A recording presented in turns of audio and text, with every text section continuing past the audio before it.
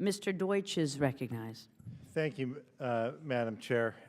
Madam Chairman, I'm tired of being told that the folks on our side don't have principles, that we don't stand for anything, that all we're doing is opposing anything that comes forward. Let me be very clear about my principles as it relates to foreign aid.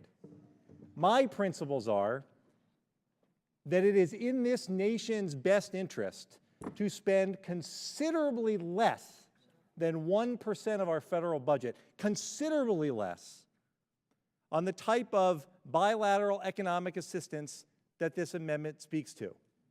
And I think it is high time that we disabuse ourselves of this notion that what we're talking about is the cutting of checks to governments that we don't agree with. That's not how we do foreign aid in America.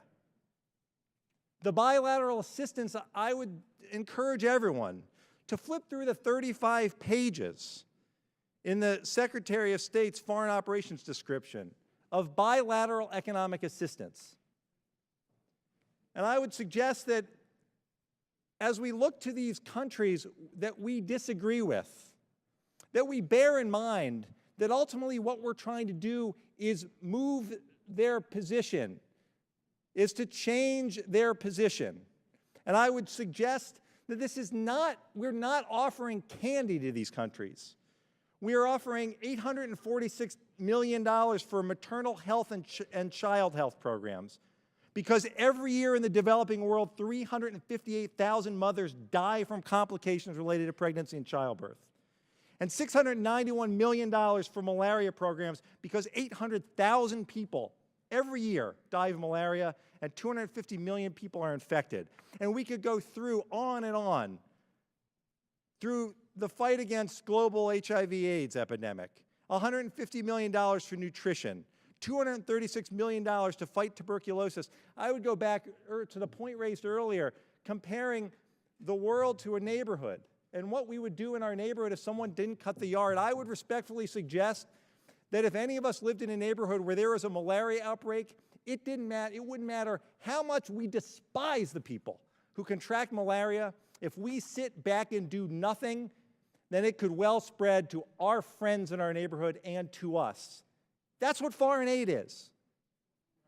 The money that we spend on foreign aid isn't a gift, and it is in our self-interest. It is in our self-interest to promote freedom and to promote security and to promote prosperity. And we do it by making investments to prevent people from dying, to help people gain education, to help countries deal with disasters, even countries that we don't agree with. And we do all of this with dramatically less than 1% of our federal budget. There are countries who benefit from the dollars that we spend that have been the topic of conversation, $5 million to help strengthen and support Venezuelan civil society. We spoke earlier of $20 million to support humanitarian assistance for prisoners of conscience in Cuba. We could go on and on in the dollars that we spend in places where we despise the government, and not just because of their votes at the UN. But we make these investments because ultimately it's in our own interest. It's about American values. That's why we have foreign aid. We don't write checks to governments. We support efforts to save lives, to promote democracy, to promote freedom, all of the things that every member on this committee supports.